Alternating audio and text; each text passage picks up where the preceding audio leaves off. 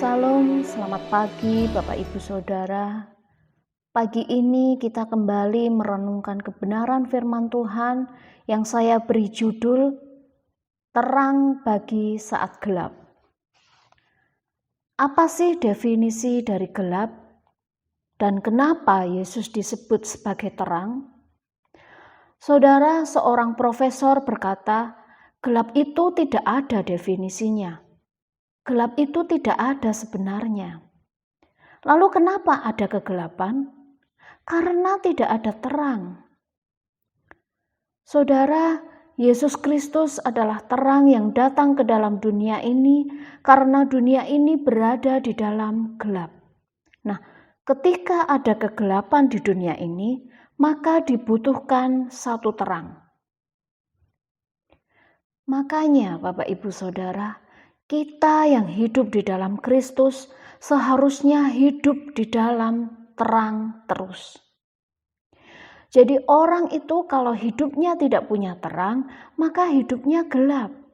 Sebab setan tidak bisa berbuat apa-apa kalau kita memilih hidup di dalam terang. Injil Yohanes pasal yang pertama ayat yang ke-9 berkata, terang yang sesungguhnya yang menerangi setiap orang sedang datang ke dalam dunia. Kalau ayat ini berkata, terang yang sesungguhnya, berarti ada yang tidak sesungguhnya. Berarti ada terang yang KW. Berarti ada yang tidak sesungguhnya. Kalau ada yang asli, pasti ada yang palsu. Kenapa ayat ini berkata, terang yang sesungguhnya sedang datang? Berarti ada yang palsu, yang mencoba membawa manusia kepada jalan-jalan yang palsu. Karena firman Tuhan berkata, iblis bisa menyamar jadi malaikat terang. Tetapi kita harus tahu terang mana yang sesungguhnya itu. Kenapa ayat ini berkata, terang yang sesungguhnya yang menerangi setiap orang sedang datang ke dalam dunia? Ayat ini adalah kesaksian dari Yohanes Pembaptis. Ketika Yesus akan tampil, maka Yohanes Pembaptis mempersiapkan jalan bagi dia.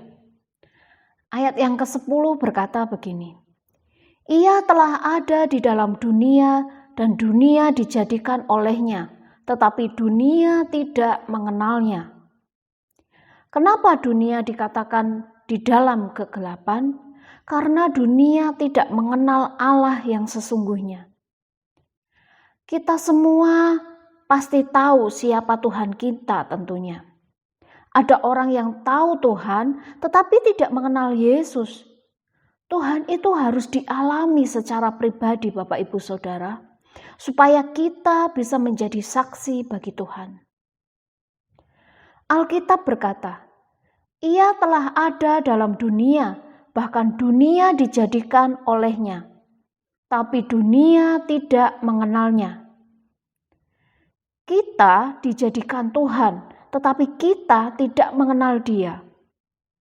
Bapak Ibu Saudara, jangan kita menjadi orang Kristen yang hanya cari Tuhan karena berkat-Nya saja. Mari kita sama-sama mau hidup bergaul akrab dengan Tuhan. Kita semua harus menjadi sahabat-Nya. Sebab firman Tuhan berkata di dalam Yohanes pasal 15 ayat yang ke-15. Aku tidak lagi menyebut kamu hamba, tetapi kamu adalah sahabat. Karena kamu tahu apa yang aku lakukan. Seorang sahabat itu mengerti apa yang dilakukan oleh sahabatnya. Kita tidak bisa menjadi seorang sahabat bagi orang lain tanpa kita terlebih dahulu menjadi sahabat Tuhan Yesus. Amin. Ayat yang ke-11. Ia datang kepada milik kepunyaannya, tetapi orang-orang kepunyaannya itu tidak menerimanya. Bapak Ibu Saudara, kita ini diciptakan Tuhan punya kehendak bebas. Bisa memilih, mau menerima Yesus atau bahkan menolak Yesus. Di dalam kitab Ulangan pasal yang ke-30 ayat 15-20 berkata begini, "Hari ini aku memperhadapkan kepadamu ada dua. Ada berkat, ada kutuk, ada kehidupan, ada kematian. Dan Bapak Ibu Saudara bisa memilih. Mau terima Yesus sebagai terang dunia atau mau hidup di dalam kegelapan.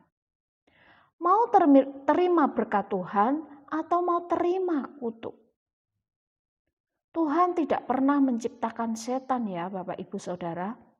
Yang Tuhan ciptakan adalah malaikat. Dan karena memberontak melawan Allah, dia dibuang ke bumi dan menjadi setan. Sama ketika manusia berbuat dosa di Taman Eden, manusia juga dibuang ke bumi, jauh daripada Tuhan. Makanya dunia ini ada dalam kegelapan, karena kita tinggal sama si jahat. Lalu diutusnya anaknya yang tunggal. Yohanes 3 ayat yang ke-16 berkata, "Karena begitu besar kasih Allah akan dunia ini, maka dikaruniakannya anaknya yang tunggal, supaya barang siapa percaya kepadanya tidak binasa, melainkan beroleh hidup kekal." Yesus adalah Tuhan yang menciptakan manusia, di mana Dia harus datang kepada ciptaannya sendiri dan berkata, "Akulah jalan dan kebenaran dan hidup." Yesuslah yang akhirnya harus menggenapi tuntutan hukum Taurat. Dia mati bagi kita, Dialah Allah, anak domba Allah. Oleh karena itu, barang siapa yang percaya kepada Dia, kepada Yesus, tidak binasa, melainkan beroleh hidup yang kekal. Amin. Pertanyaannya sekarang, sudahkah Kristus lahir di hatimu? Sudahkah Dia menjadi Tuhan dan Juru Selamat bagimu? Sudahkah Dia menjadi terang di dalam kegelapan hidupmu? Mari Bapak Ibu Saudara, tinggalkan dosa di dalam kehidupan kita. Hari ini kita mau berkata, "Tuhan, kami mau sungguh-sungguh menerima Engkau, dan kami mau mengenal Engkau." Supaya jangan ayat ini terjadi. Dia datang kepada milik kepunyaannya, tapi milik kepunyaannya tidak mengenal Dia. Sebagai ayat penutup di dalam Yohanes pasal pertama ayat 12. "Tetapi semua orang yang menerimanya diberinya kuasa supaya menjadi anak-anak Allah, yaitu mereka yang percaya dalam namanya."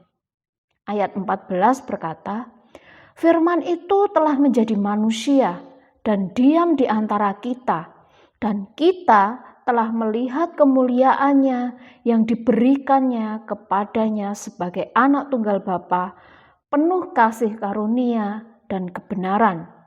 Amin. Puji nama Tuhan. Mari satu dalam doa. Bapa, kami mengucap syukur untuk kebenaran firman-Mu pada pagi hari ini. Ajar kami untuk selalu menjadi terang bagi dunia. Memberkati sidang jemaat-Mu, memberkati kami semua, dan juga memberkati gereja Lembah Dieng. Hanya di dalam nama Tuhan Yesus Kristus, hamba sudah berdoa dan mengucap syukur. Haleluya. Amin.